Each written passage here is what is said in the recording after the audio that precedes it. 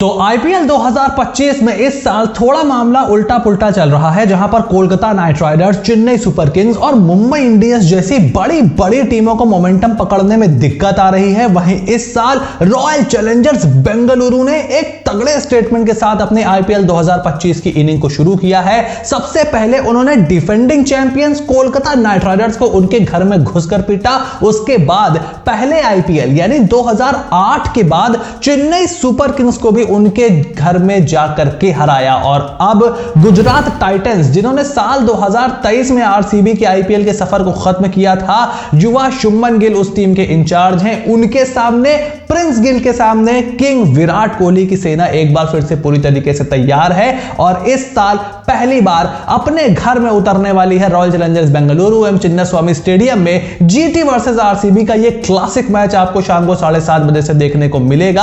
और देखो, सबसे पहले दोनों टीमों की प्लेइंग 11 देख लेते हैं। शुरुआत यहां पर मैं गुजरात टाइटंस के साथ करूंगा क्योंकि इनकी स्ट्रेटजी मुझे इस साल कुछ ठीक नहीं लग रही है। सबसे पहले देखो, शुभमन गिल और साई सुदर्शन, इन दोनों के साथ इन्होंने पारी की शुरुआत की है। जॉस बटलर को यह नंबर 3 पर खिला रहे हैं। यह फॉर्मूला अभी तक चल रहा है तो इसको बदलने की बहुत ज्यादा जरूरत नहीं है। शर्फेन रदरफोर्ड, शाहरुख खान, राहुल तेवतिया इस टीम का मिडिल ऑर्डर है। शर्फेन रदरफोर्ड की जगह मैं कम से कम यहां पर एक चेंज जरूर देखना चाहूंगा। ग्लेन फिलिप्स को मैं खेलते हुए देखना चाहता हूं, बट आई डोंट नो कि उसके पीछे क्या रीजन है। उसके अलावा राशिद खान, साई किशोर, कागिसो रबाडा, मोहम्मद सिराज, प्रसिद्ध कृष्णा और इंपैक्ट प्लेयर के तौर पर यह ईशांत शर्मा को उन्होंने पिछले मैच में यूज किया था। वॉशिंगटन सुंदर, जो अब तकरीबन तीनों फॉर्मेट में भारत के लिए परमानेंट हो चुके हैं, टेस्ट क्रिकेट रेगुलरली खेल रहे हैं, उनकी इस टीम में जगह नहीं बन रही है, जो कि मेरे लिए बहुत अटपटा है। इसीलिए मैं वॉशिंगटन सुंदर को एज एन इंपैक्ट प्लेयर देख रहा हूं। और ये बैटिंग जो है, ये जो नंबर 7 पर राशिद खान आ रहे हैं, ये मुझे कुछ ठीक नहीं लग रहा। पिछले 3 सालों से गुजरात टाइटंस की स्ट्रेंथ क्या रही है, खास करके जब पहले 2 साल उन्होंने अच्छा किया, वो थी उनकी deep batting lineup. Wriddhiman Saha, Shubman Gill open करते थे, फिर नंबर 3 पर साई सुदर्शन, नंबर 4 पर हार्दिक पांड्या, उसके बाद अभिनव मनोहर वहां पर थे, राहुल तेवतिया वहां पर थे, डेविड मिलर वहां पर थे और फिर नंबर 8 पर राशिद खान आते थे। उसको अब इन्होंने कट शॉर्ट कर दिया है।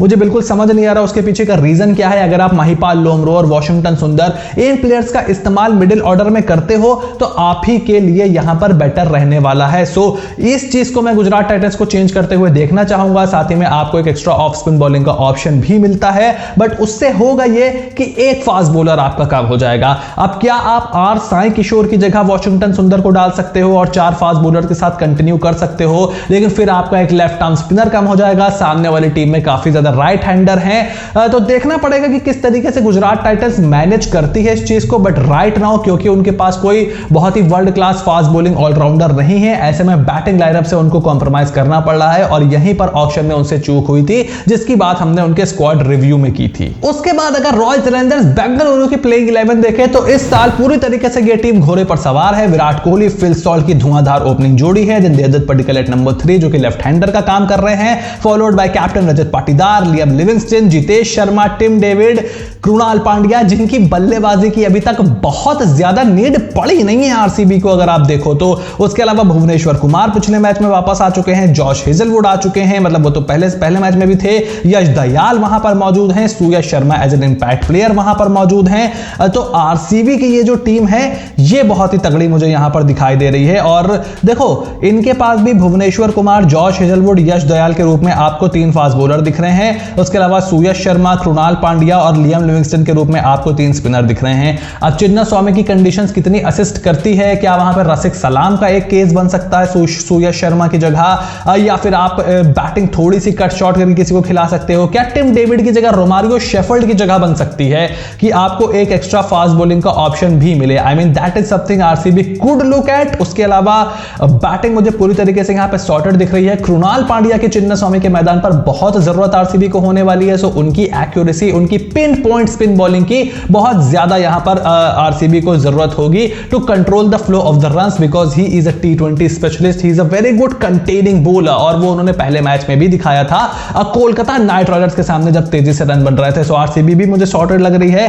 अब आ जाते हैं हमारी 3 प्रेडिक्शन के ऊपर, जो कि सबसे इंटरेस्टिंग होने वाली चीज है इस वीडियो की। बहुत ज्यादा प्रेडिक्शन के मामले में इस साल हम आगे नहीं चल रहे हैं, बट देखो 200 से ज्यादा रन तो मैं एक्सपेक्ट कर रहा हूं चिन्नास्वामी के मैदान पर, जिस तरीके से दोनों टीमों की बैटिंग है।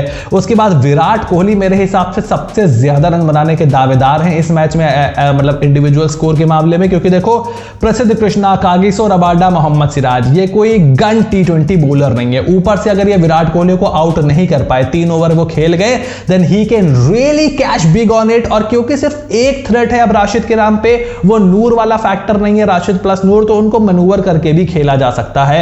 उसके अलावा विन प्रेडिक्शन के लिए मैं जा रहा हूं रॉयल चैलेंजर्स बेंगलुरु के साथ, क्योंकि भाई जिस तरीके से उन्होंने सीजन की डोमिनेटिंग स्टाइल में शुरुआत की है, आई सी एब्सोल्युटली नो रीजन कि वो 3-on-3 क्यों नहीं जीत सकते हैं अपने घर पे।